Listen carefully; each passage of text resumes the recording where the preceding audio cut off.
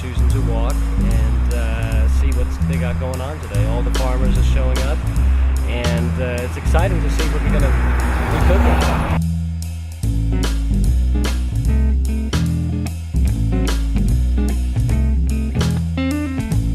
So we made it to the Urban Harvest Farmers Market.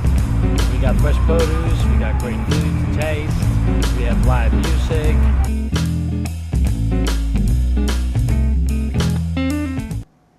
Welcome to Currant Kitchen. I'm your host, Chef Soren Peterson. I'm here to share quick and easy recipes that you can make for your friends or family, whatever occasion it may be. We're going to use local Houston products.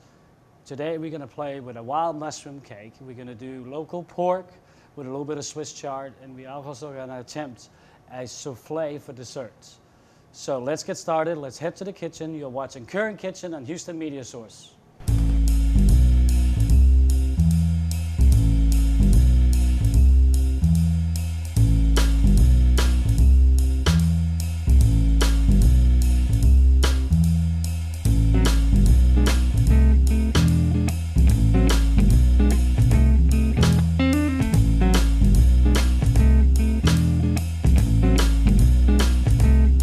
Welcome back. As promised, we are in the kitchen. We are going to cook with local ingredients. We got some mushrooms from Cat Springs, right outside of Cat Springs. We're going to make them into a little cake. We're going to serve them with some fresh local greens. They're seasoned with a little bit of olive oil. So to get started, the first thing we're going to do is we have the portobello. And in the portobello, you see these little membranes.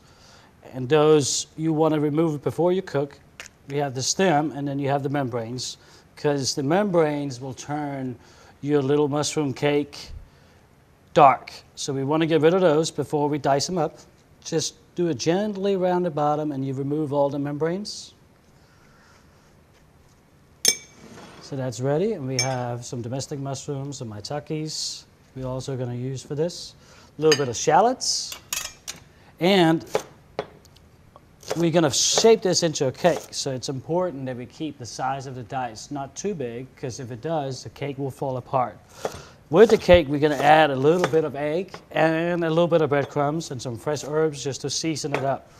So once we have these sliced up, and keep in mind that the mushroom will shrink a little bit as we cook.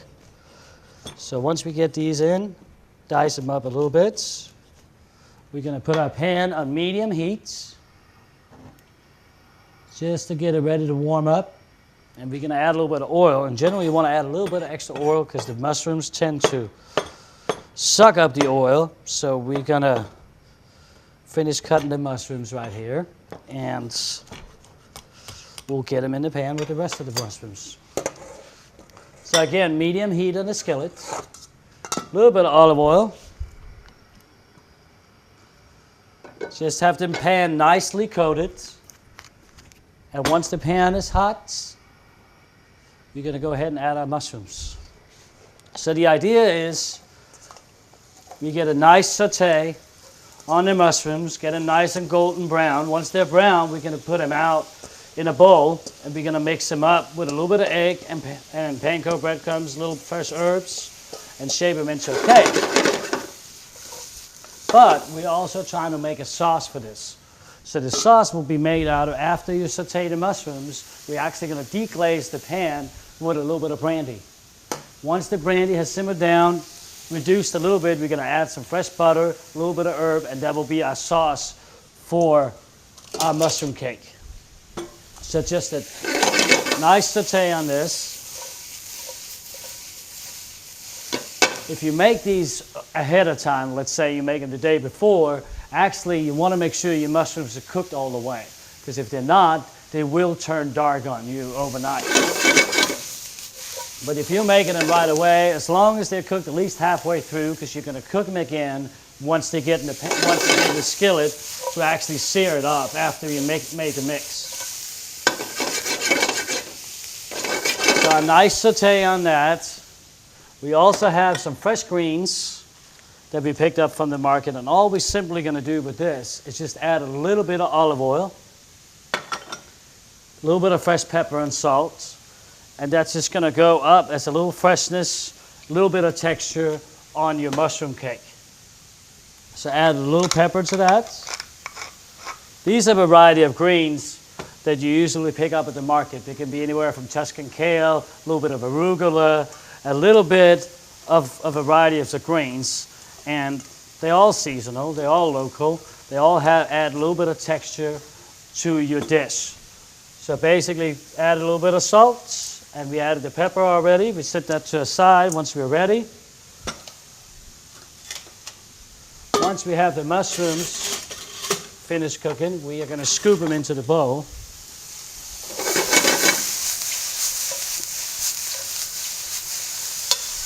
So they're now ready at a stage. They're almost cooked all the way through. Like I said, if you're making this a day ahead, which you easily can, you would want to make sure that the mushrooms are cooked through all the way. Otherwise, they will turn on you. So we are trying to preserve the flavor of the mushrooms that's been sauteed by deglazing the pan with the brandy. And we simply get the alcohol to burn off before we add our butter. So once you see the flame go out, that means the alcohol is gone. Basically, we can add a little bit of butter to this and some fresh herbs. So a little bit of butter.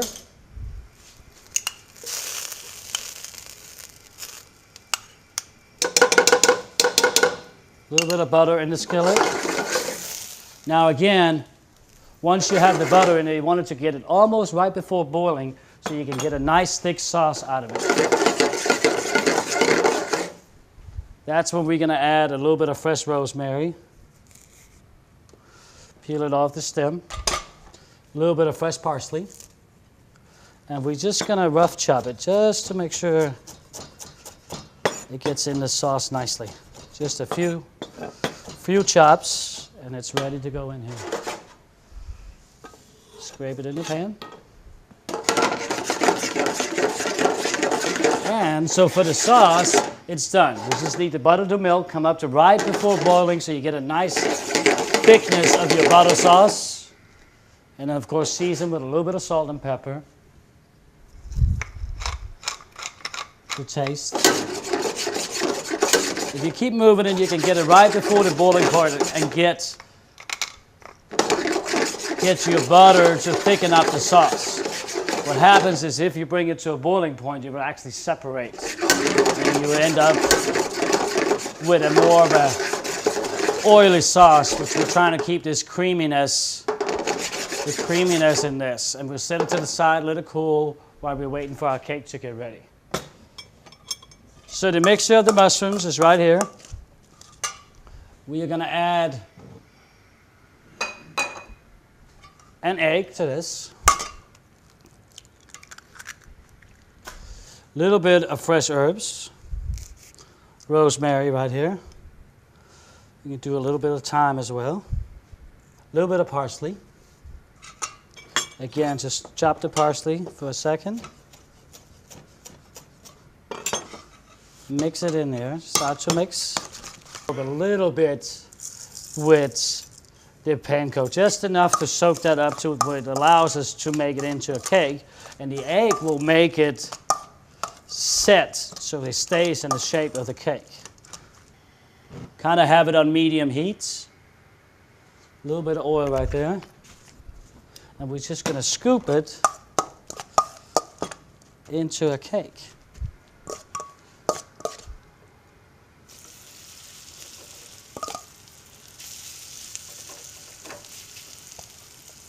You see it starting to sit up in the center, and that's really the point you're trying to get to. And then we're going to do a little flip. We're going to actually flip it on the plate, then we're going to drizzle the sauce and put the greens on top. So, you hold your plate, put the mushroom. You see the nice golden crust has come up. You're not trying to create a too solid of a cake. Then we're going to drizzle a little bit of nice brandy, fresh herb, mushroom on top to get that extra flavor. And then we have our fresh greens, which we remember we just tossed in a little bit of olive oil, a little bit of salt and pepper, not too much. And we're just going to place that on top as a little fresh addition to the dish. A little bit of more texture. So there you go. Enjoy.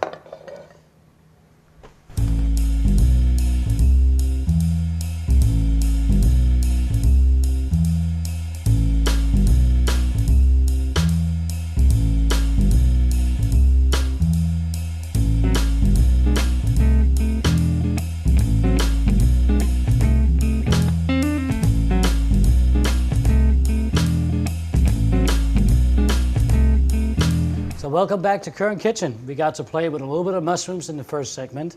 Now we're going into entree. We're going to do some local pork. We got a beautiful rack that we picked up at the market, and we're going to make a few chops out of this. And so the idea is that we're going to do a pork chop with beautiful Swiss chard and a little bit of a ginger orange butter sauce. So if you have two nicely chops, I'm going to put this to the side for a second. We're going to get the skillet going right here. This is a quick dish that really they take very little to prepare. So what we're going to do is we're going to season with a little bit of salt and pepper while the skillet is heating up. A little bit of salt and pepper. We're going to add a little bit of oil to our skillet. Kind of a medium to medium high heat. It's important that we get a nice sear in the pork chop so we can seal in the pores in the meat to keep those nice juices in. So you're gonna hear them sizzle, which means the pan is nice and hot. Picked up some beautiful Swiss chard. What we're gonna do is gonna saute a little bit of shallots and mix it in with the Swiss chard to make a nice base for your pork chop. And to finish it all off, we're going to make the ginger butter sauce using fresh ginger, a little bit of orange juice, and some butter in the end, a little salt and pepper to finish it off. So we have our Swiss chard. We're going to cut our shallots up, get them ready. Keep an eye on our pork chop. Get that nice sear on it.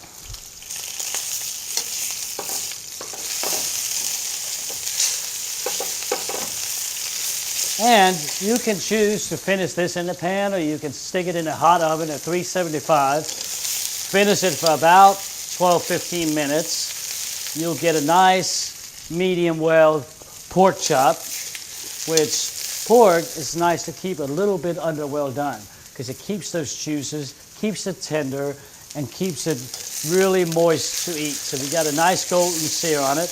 We're actually going to go ahead and stick this in a nice hot oven. Let it finish while we get the sides ready for the rest of the dish.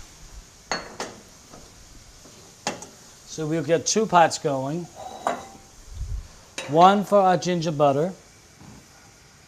So we're going to put these on medium. We're going to add a little bit of olive oil again to both. One is for our Swiss chard, so we're going to saute our shallots for a little bit in here. While that's warming up, we're going to actually do our ginger. And ginger, we're going to go ahead and cut the outer skin off. And basically, we're just going to fine dice the ginger. It's pretty coarse, so once we get it fine diced, get it sauteed a little bit, it'll tender up and we can actually leave it in the sauce. So little fine slices. Could also actually grate it on a grater if you prefer. So little fine dice. We're going to add this to the other skillet to also saute a little bit. Got our shallots going here. We have our nice ginger, just slightly sauteing, bringing out the flavor of this. So while that's simmering, We just want to soften up the onions, the shallots, just for a little bit, get that sweetness out of there before we actually add our Swiss chard. So turn your pan down to about medium heat. There we go. Check on our pork chops. Nice and sizzling in there. There we go. And then we're going to add our Swiss chard to gently soften in the pot with the shallots. Adding just a little bit of fresh pepper.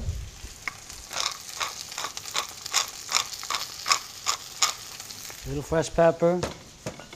A little bit of salt. A little bit of salt.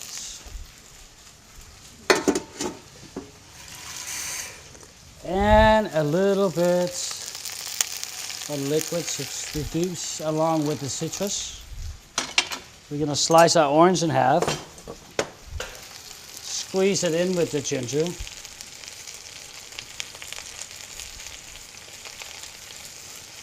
So we got a nice orange ginger reduction.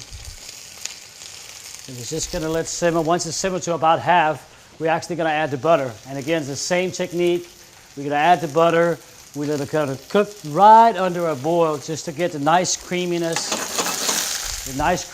out of the butter. And the Swiss chard, we just want to kind of gently toss it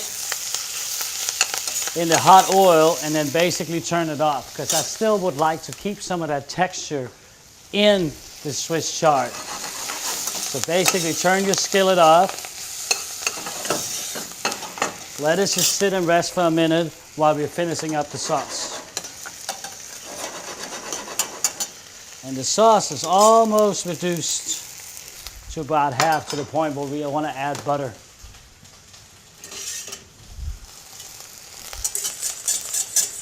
Just about reduced. We'll check on our pork chops real quick. They're about ready. So we can go ahead and add our butter to our sauce.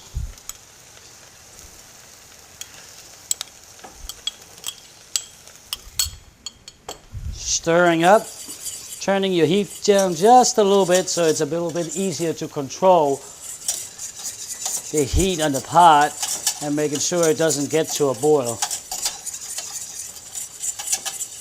Again, the Swiss chard is just simply sitting here. The heat is off. It's just resting until it gets ready to use.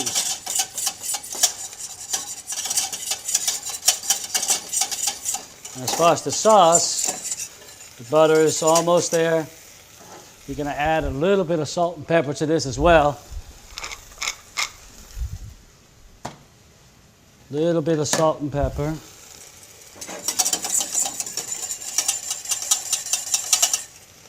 And as an added little secret, we can add a little bit of rosemary if your preference is that right here. So we pull out our pork chops. Pork chops are ready to go.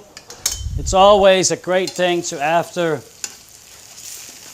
you cook meat, pull it. You want to let it sit and rest for a little bit, because what's happening as you cook it, it actually presses the juices inside the meat, leaving the outside a little bit dry. But if you just let it rest for a few minutes, it will actually let those juices come back out into the meat. So we're going to go ahead and place our Swiss chard. Make that our base, kind of acting like a start, even though it's a vegetable.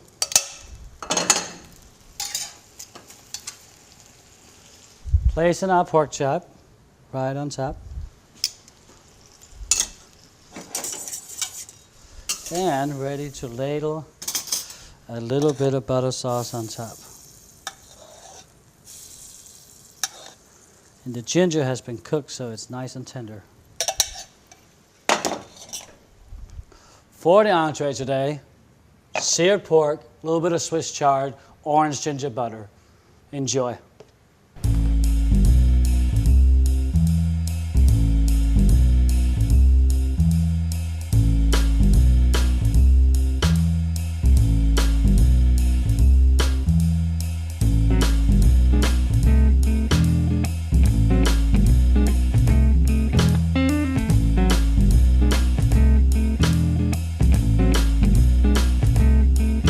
So we're back. We have enjoyed a nice mushroom cake. We did some pork with some Swiss chard. Now it's time for dessert, and we're going to try a classic.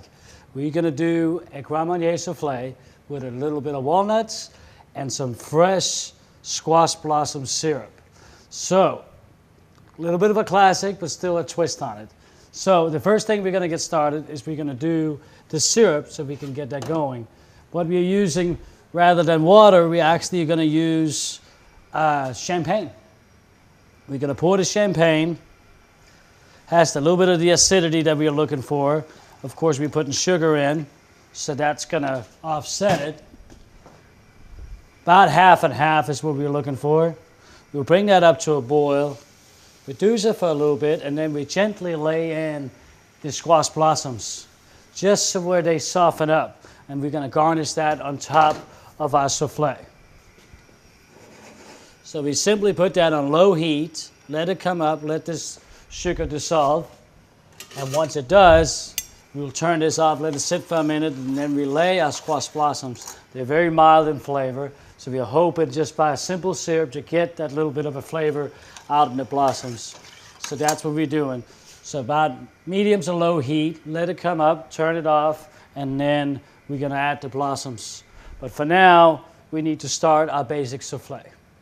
We have milk, we have butter, we have flour, we're going to add our walnuts later, and then the Grand Marnier. And basically, once we have the mixture together, then we're going to whip our egg whites, fold them in, and pour them into a little ramekin that's been coated with a little bit of butter and sugar. And what that does, it ensures that even if there's some unevenness in the ramekin, it will still rise evenly, which is the goal. So, what we'll start up with, we're turning this on medium heat. We're going to add our butter.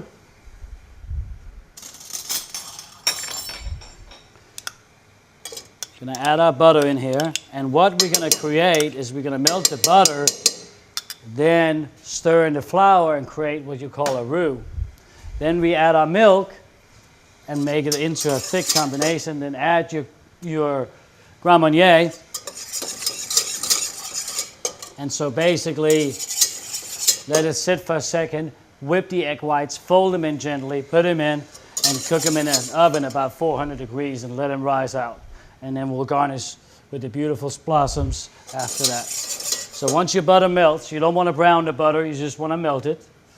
We're going to stir in flour till it gets real thick.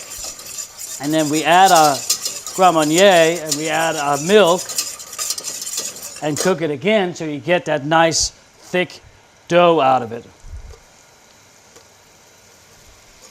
And it will set up, which it's supposed to.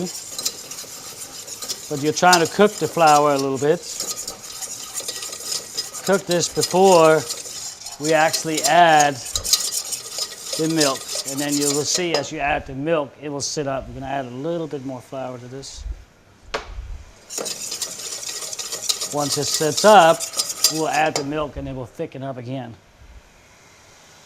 Pour that in there and make sure you stir so you get this nice thick dough.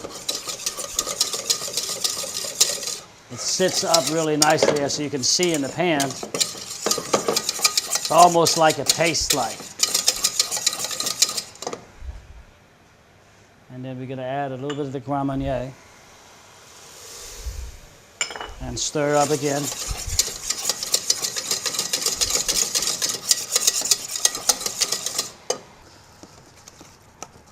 At this point, as long as it just cools for a second,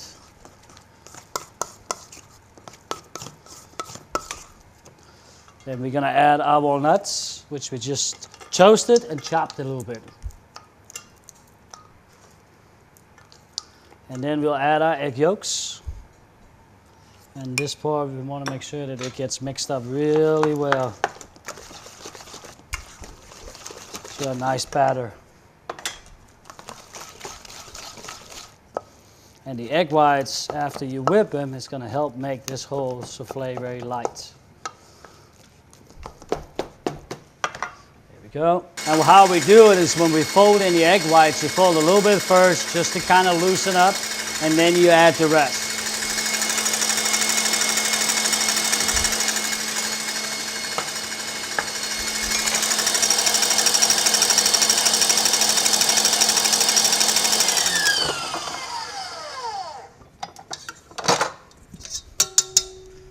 So now obviously we got nice stiff egg whites. As you see, you should actually be able to turn it upside down without it falling down. So we mix about half before we fold in the rest. Half just to get the dense batter loosened up a little bit. Work with it a little bit.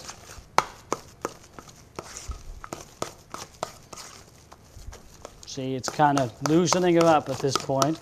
It's becoming more of a cake batter.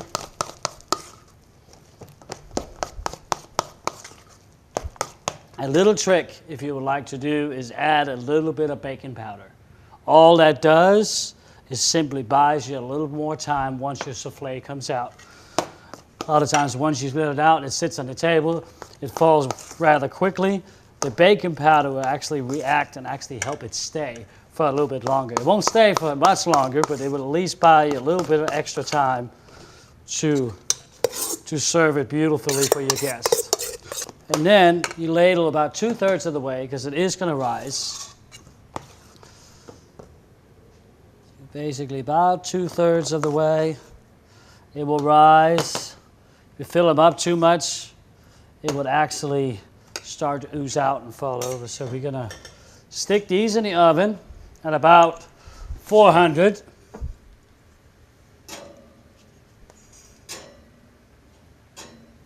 And cook it for about 10 minutes, depending on the size of your souffle bowl.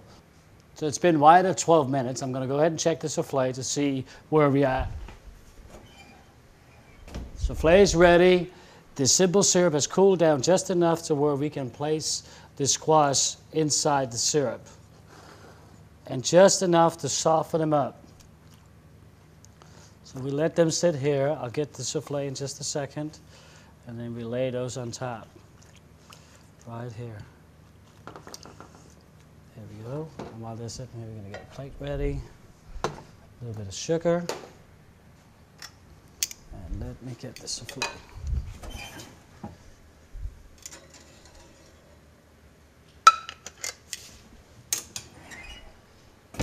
Beautiful golden risen souffle right on the pan.